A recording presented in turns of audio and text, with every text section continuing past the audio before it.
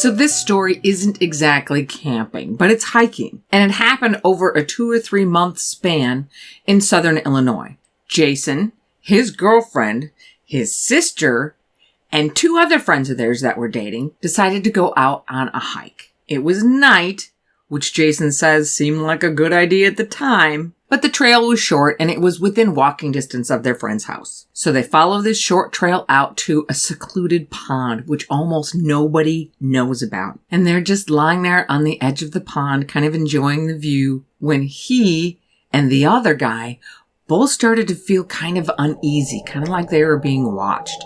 And they both have pretty good instincts when it comes to something like that and knowing when to get out. But the 3 girls just said they were being paranoid. Then it got cold.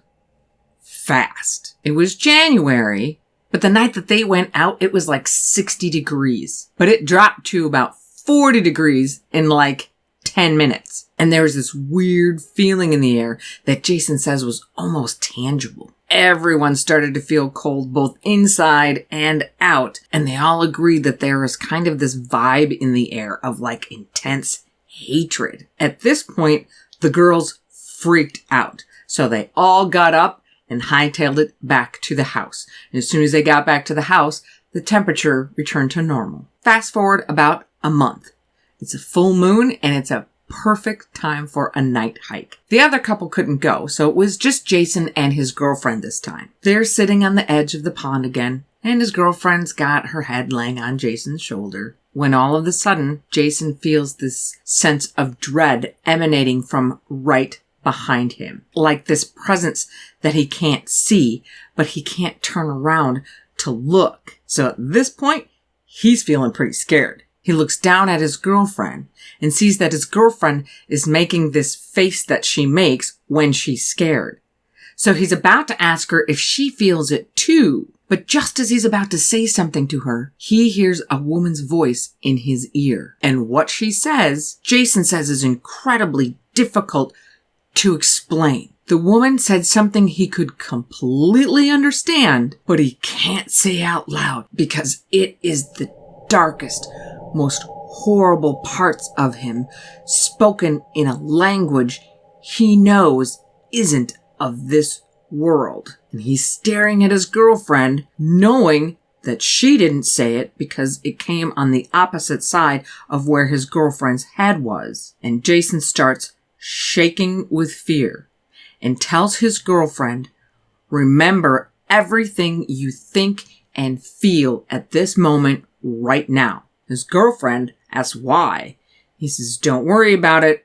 We'll discuss it when we get back to the house." And after a few minutes, he feels like the presence is gone and they start walking back to the house. And even as they're walking back to the house, they feel like they're being watched and they can hear branches cracking and odd noises in the woods all around them. So when they get back to the house, Jason asks his girlfriend how she felt at that moment that he said, "Remember how you feel." And she said she felt so sad and cold and alone, like she wanted to die. And she also felt like they were being watched. Jason totally agreed with her, but he was super glad that evidently she hadn't heard the woman talk like he had. So Jason tries to convince himself that they were just being paranoid, but he and his girlfriend agree never to go back to that spot. Fast forward another month, and Jason's got the day off, and he has nothing to do until his girlfriend gets out of class. Now, by this point, he had tried to convince himself that they were just being paranoid about the things that happened at the pond, and that they really didn't happen. They couldn't happen.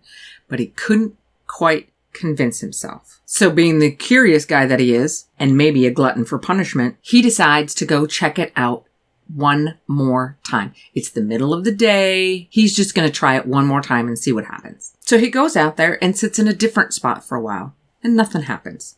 So he gets up and he starts walking closer to where they were sitting the last time he was there. And as he gets closer to that spot, he can hear something following him in the trees, but he can't see it. So he sits down and he starts scanning the trees on the opposite bank of the pond. When he gets that feeling again, the temperature drops by about 20 degrees and he is filled with a cold terror. He's kind of looking down, just paralyzed with fear. So he slowly looks up just a little bit, and he can see, reflecting in the pond, a woman dressed in black rags about 6 feet away from him. But no woman. And as soon as he sees that reflection, he hears a blood-curdling scream coming from the woods behind him. So he whips around, sees nothing, and when he looks back at the pond, the woman is gone. And he knew he needed to get out. But that meant having to run through those horrible woods. So he takes off running, and he hears breathing and footsteps and cackling behind him, and it's coming up on him. And just when it feels like it's about to overtake him, he stops, whips out his knife, turns around, and there's nothing there. Nothing but cold malice in the air. And she speaks to him again. Different words this time, but the same unearthly language. Jason jumped in his car, sped off, and says he will never go back to that place again.